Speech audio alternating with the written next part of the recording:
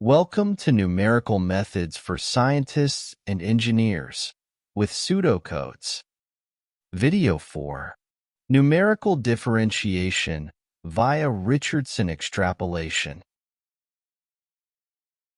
Numerical differentiation is particularly useful when functions are complex, data-driven, high-dimensional, or when the derivative cannot be easily determined explicitly.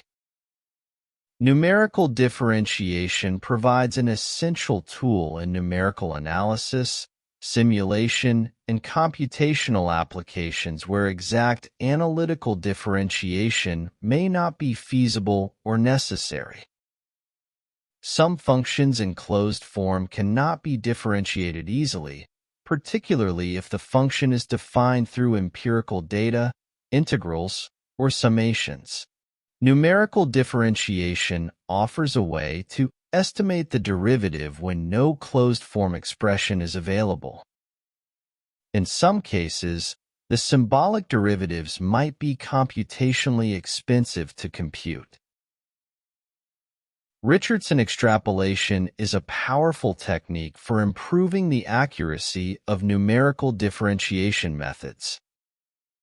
This method is applied in numerical differentiation to improve the accuracy of derivative estimations. It is a technique used to accelerate the convergence of numerical methods by eliminating or reducing leading order errors by combining results from different step sizes. The main reason for applying Richardson extrapolation is to improve the accuracy of the numerical derivative without having to use an extremely small step size. Consider a sufficiently differentiable continuous function f(x). The central difference approximation of the first derivative can be expressed as follows, where k1, k2, k3, and so on are the coefficients containing higher-order derivatives of f. An approximation for the first derivative, as a function of h, is defined as follows. We may write this as follows. To eliminate the second-degree term, we have the interval. Using the above equations, we arrive at, which has the order h to the 4. We can similarly eliminate the fourth-degree term by considering d1h and d1h over 2. We eliminate h to the 4 terms, yielding, which has the order h to the 6. Repeating the elimination procedure, successive approximations to the first derivative can be generalized by the following expression, where d sub m h denotes the extrapolation value at the nth step. We adopt a tabular approach using Richardson extrapolation. The procedure can be repeated indefinitely, with each step of the extrapolation leading to a new estimate that is more accurate than the previous one. We start by using a difference formula, such as the center difference formula, as in this case, where h is decreased by a factor of 2. To obtain an expression for the convergence criterion, we use the following expression, with an alternative expression providing info on the level of h is given as follows. To construct a Richardson extrapolation table, we proceed by systematically applying the extrapolation formula to the values obtained with different step sizes. Here's how the table is typically structured. The first column contains the initial approximations. We calculate these approximations starting with the initial step size using the d sub 0. As we move down one row, we have the step size, and so on down the line. The second column is constructed by applying the first-level Richardson extrapolation using pairs of first-column approximations, which should yield fourth-order accurate estimates. The third column includes the second-level Richardson extrapolated values that combine the approximations from the first level, and so on. As we keep applying the extrapolation formula m greater than 1 to finer steps, we improve the accuracy. The process is repeated for each successive pair of approximations, progressively refining the estimates. The absolute value of consecutive estimates on the diagonal is used in the convergence test. Procedure is terminated when the convergence is achieved. Richardson's extrapolation is used to generate high accuracy results while using low-order formulas.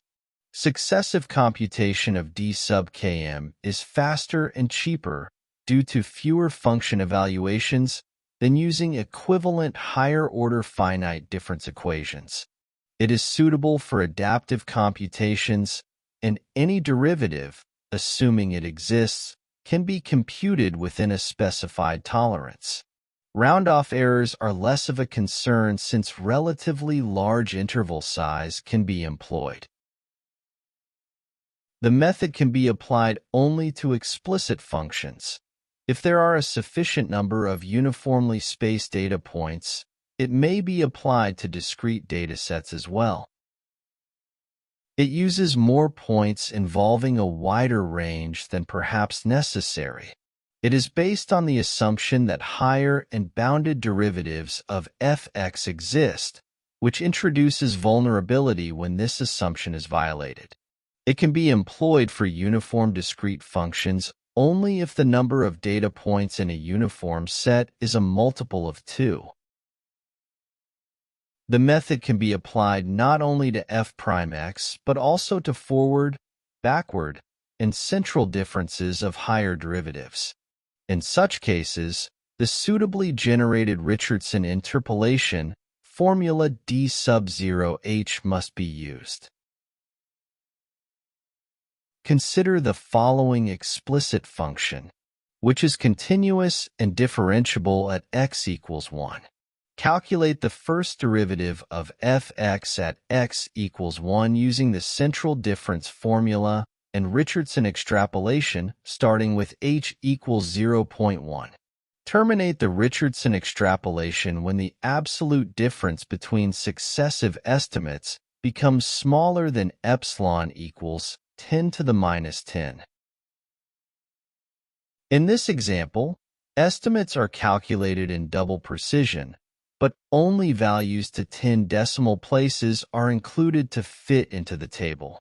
The first column of the Richardson table, d sub 0h, is generated using the central difference formula for the first derivative. For h equals 0.1, we calculate the d sub 0.1 as follows, and put the result into the table. We repeat this for h equals 0.05. The d sub 0.05 is obtained as follows.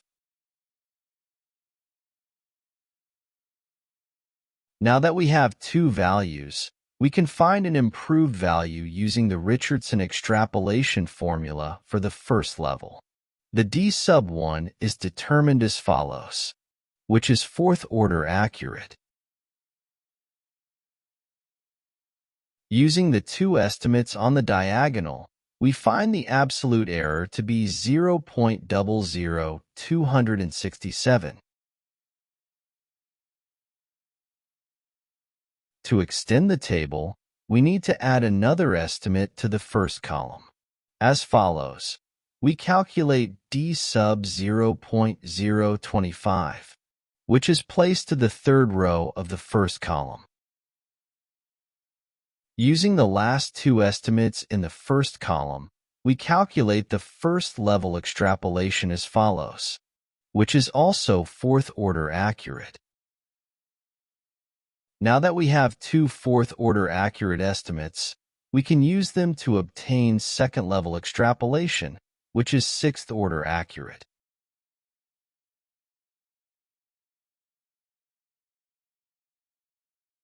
The absolute error is found to be 2.42 times 10 to the minus 6.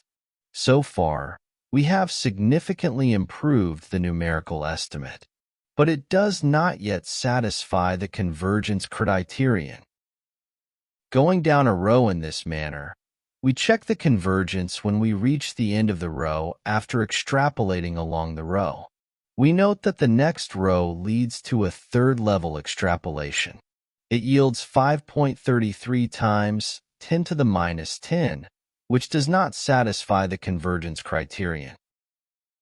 Adding another line gives an accurate estimate of the order of 10 to the minus 14th power, which satisfies the convergence condition. That is all for now. See you next time with another topic. Bye.